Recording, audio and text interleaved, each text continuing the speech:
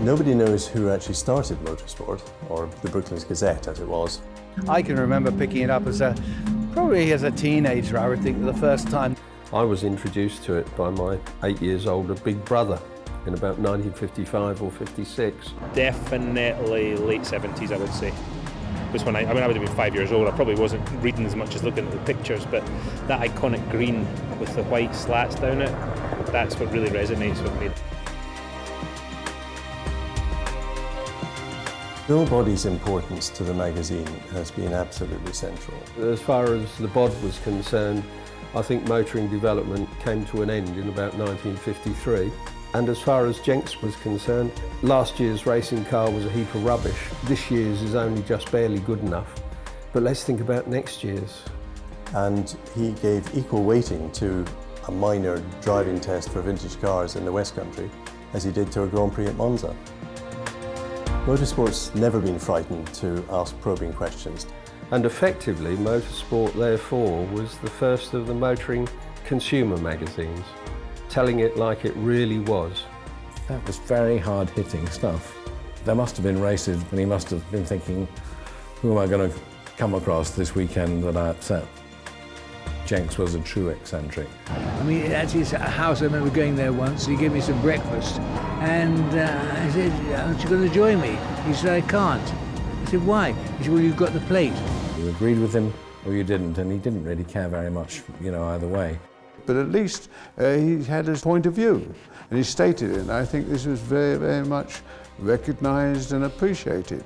If anything didn't fit into the number of pages that they had, then the printer just simply had to make the print smaller. To find myself now, these days working for the magazine with which Jenks was synonymous, that means a great deal to me.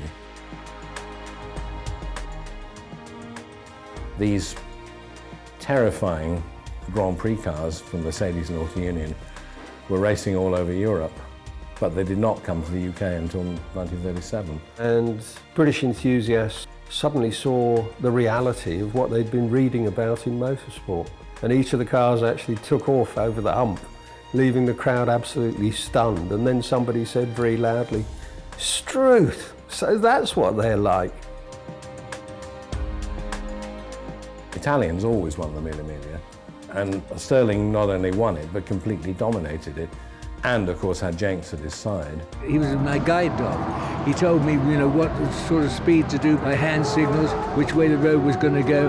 I mean, we had no idea of the road at all, other than the notes he'd made. But on top of that, of course, Jenks wrote this wonderful, immensely detailed report, and simply put it in a letterbox in some dusky hamlet in Italy.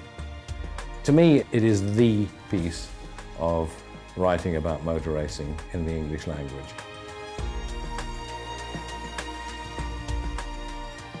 I read it every month. I think it can't get any better, and it does.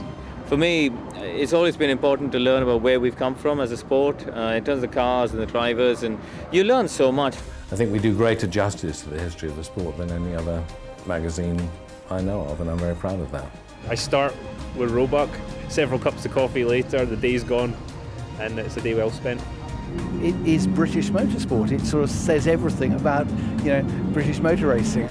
All of the staff today, as in the old days, are just superb. Matt Oxley's a great journalist. He's won a TT himself, so respect for the man. Hope you'll get 200 without any problem, because it's great. I really hope you have another 90 years because I really enjoy them a lot. Martin Brundle always says, motorsport is the one magazine you never throw away. I think I could lose myself for the rest of my life just reading through them. I think motorsport's got every chance to thrive until it's 100 and beyond. If that's an electronic form, then so be it. But you try reading a laptop in the bath. They're just a little bit older than I am, okay? So happy birthday to them for sure. There are some things in British life that are constants, and motorsport is one of them. I'm hoping after this you might give me complimentary copies, actually.